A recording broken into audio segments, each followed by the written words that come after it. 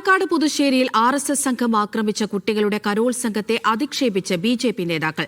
സംഘർഷമുണ്ടാക്കാൻ Carol സംഘം മദ്യപിച്ചാണ് എത്തിയതെന്ന് BJP സംസ്ഥാന വൈസ് പ്രസിഡന്റ് C. കൃഷ്ണകുമാർ പറഞ്ഞു. മാന്യമല്ലാതെ കരോൾ നടത്തിയാൽ അടികിട്ടുമെന്ന് ഷോൺ ജോർജ് പ്രതികരിച്ചു. കരോളിനെതിരായ ആക്രമണം പാലക്കാട് ബിഷപ്പ് അപലപിച്ചു.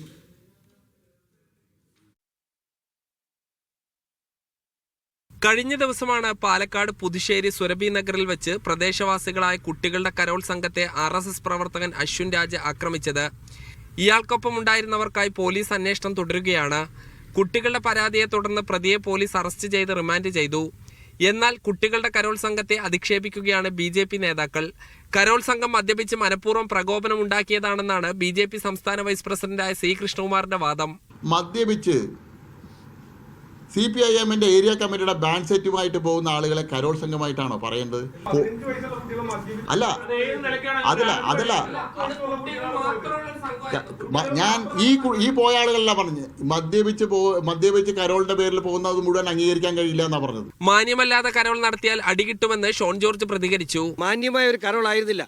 അത് മാന്യമായ കരോൾ ആണെങ്കിൽ പള്ളി അറിയണ്ടേ, അവിടെ രൂപത അറിയണ്ടേ? പള്ളി അറിഞ്ഞ് കരോൾ നടത്തണമെന്ന് നിർബന്ധമില്ല. പക്ഷെ നടത്തുന്ന കരോൾ മാന്യമായിരിക്കണം, അല്ല അടിയിട്ടു.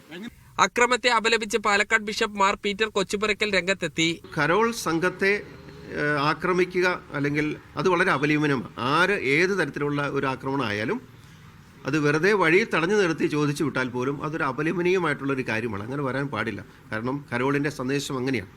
കരോൾ സംഘത്തിലെ കുട്ടികളെ വടിയുപയോഗിച്ച് ആക്രമിച്ചതിന് പ്രതി അശ്വിൻ രാജിനെതിരെ കൂടുതൽ വകുപ്പുകൾ ചുമത്തിയേക്കും. നേരത്തെ വധശ്രമത്തിനും കലാപാഹനത്തിനുമാണ് കേസെടുത്തത്. മീഡിയ 1 പാലക്കാട്.